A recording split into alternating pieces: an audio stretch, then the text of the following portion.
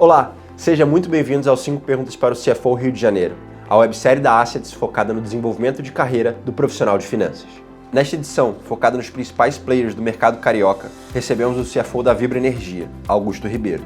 Além da Vibra, Augusto assumiu ao longo da sua carreira a diretoria de finanças de grandes companhias brasileiras, como a BRF, a IOSP Maxion e entre outras.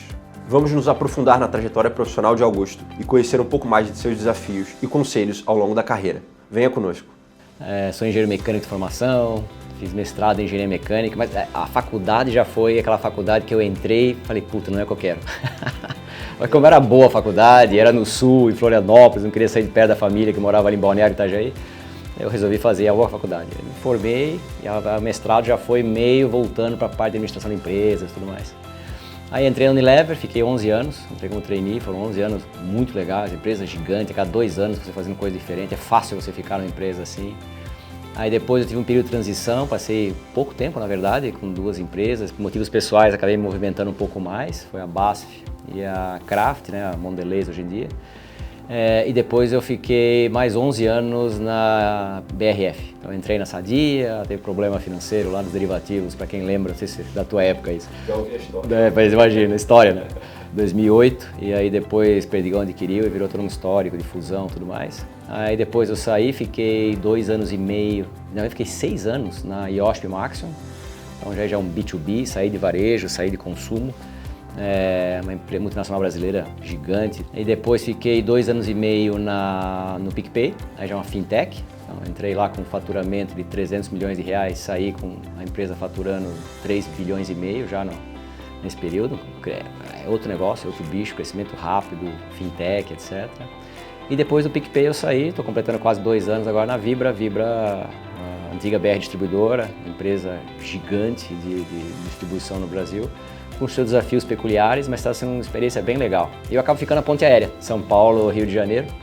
Minha família continua em São Paulo e eu acabei me adaptando bem no Rio de Janeiro. Então, a paisagem que a gente tem aqui é fantástica. Tem que você trabalha o dia inteiro, mas é muito legal.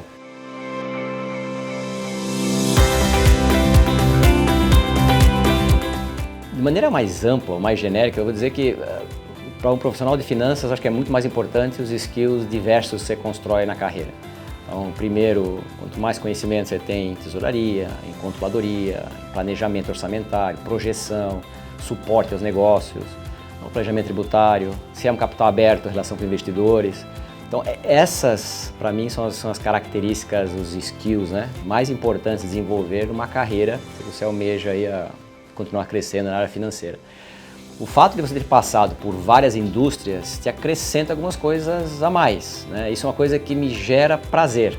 Eu sempre gostei do desafio, foi assim que eu fiquei na Unilever 11 anos, há 2 anos eu fazia alguma coisa diferente, comecei com gerente de manutenção, gerente de projeto, aí fui para a financeira, fui auditor global, então a cada 2 anos eu estava fazendo uma coisa diferente. Não estou dizendo que 2 anos é o prazo ideal, mas na época funcionou bem. E essa experiência, quando você entra em indústrias diferentes, ela te ajuda, ela te capacita, na verdade, para pensar de maneira mais ampla.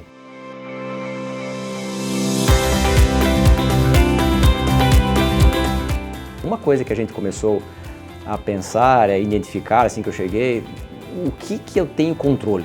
Eu não tenho controle no câmbio, eu não tenho controle no preço, ou se a Rússia entrou em guerra com a Ucrânia e agora o combustível mais barato do mundo, eventualmente, que vem da Rússia, tem sanção, tem companhia que você não pode mais comprar, dado essa questão. Como que você trabalha com isso? Então, a gente começou a trabalhar muito em eficiência operacional. A gente olha para dentro, como é que eu opero melhor? Então, revisão de oferta e demanda. Como é que a gente trabalha no planejamento de oferta e demanda? Como é que eu consigo fazer projeções com um pouco mais de acuracidade?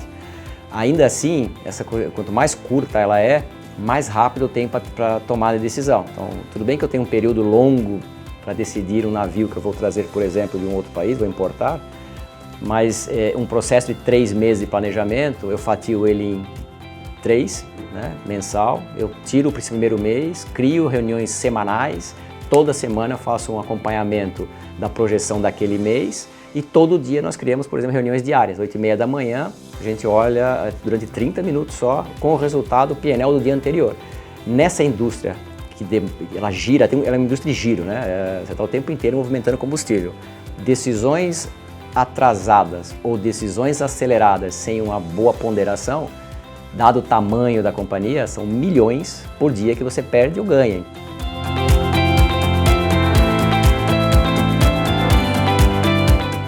Eu sempre gostei de um processo, quanto mais participativo, melhor. Tem que ter um ambiente que as pessoas se sintam seguras e falam o que elas pensam. E você tem que incentivar a diversidade. Eu nunca gostei da reunião prévia da reunião, sabe, para fazer aquele pré-alinhamento, para ter pouco debate em reunião. Tudo com respeito, tudo com educação. Eu não gosto de ambiente onde as pessoas percam a estribeira ou se saiam magoadas em uma reunião, mas uma boa reunião é aquela que você fala o que você acha de maneira respeituosa. Existe a contra-argumentação, terminou a reunião, todo mundo acordado, vamos em frente naquele sentido.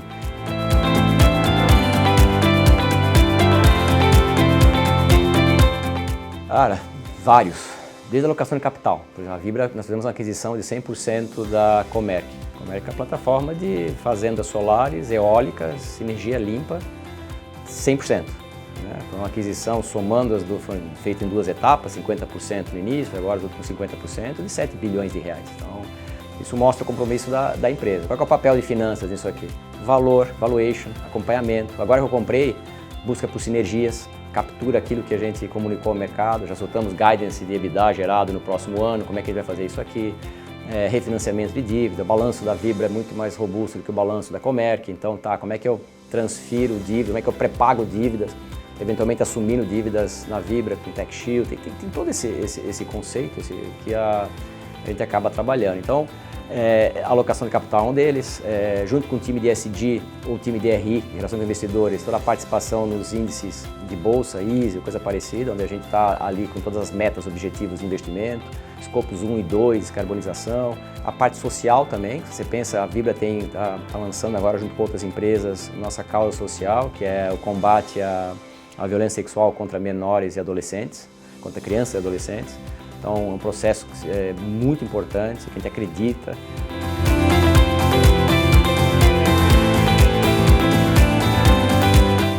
Se fosse para fazer um resumo, eu não sei se mudou tanta coisa. O que mudou foi que está mais rápido. É impressionante. O celular apareceu em 2000, eu estou olhando para o meu celular aqui. O celular apareceu em 2008, 2007, sei lá, a Apple especificamente, né? Você nem lembra, cara. Motorola, aquele tijolinho ali, de 1997, 98, já começou a aparecer os primeiros com antena, que você puxava a antena para melhorar o sinal. O meu bisavô nasceu antes do avião, da televisão, do rádio, viu tudo isso e demorou 100 anos. E eu, na minha vida, depois da década de 80 aqui, é impressionante. E a velocidade que você tem que se manter integrado, antenado em tudo isso, mudou completamente. Hoje, todo mundo fala de inteligência artificial, mas no final das contas, você precisa de uma boa gestão de dados, você precisa trabalhar e ter essa base de dados, poder trabalhar sobre ela. Então, isso hoje me ajudou um pouco nessa diversidade, ou diversificação, sei lá como é que a gente chama de indústrias, a ter uma certa leitura, não só da importância do tema, mas da importância relativa para uma empresa como a Vibra. Quando você vai fazer uma reestruturação, você vai mudar um comportamento de uma empresa, é natural que exista resistência. Então, não é porque você gosta ou não gosta, porque você passou a vida inteira trabalhando de um jeito e de uma hora para outra que você agora vamos trabalhar de outra forma. Então, existem resistências naturais. E o grande desafio de um processo de reestruturação, ou um processo de realavancagem, ou um processo de uma empresa passa por um chacoalhão assim, quero ser mais eficiente, coisa parecida, é identificar quem são os talentos dormentes.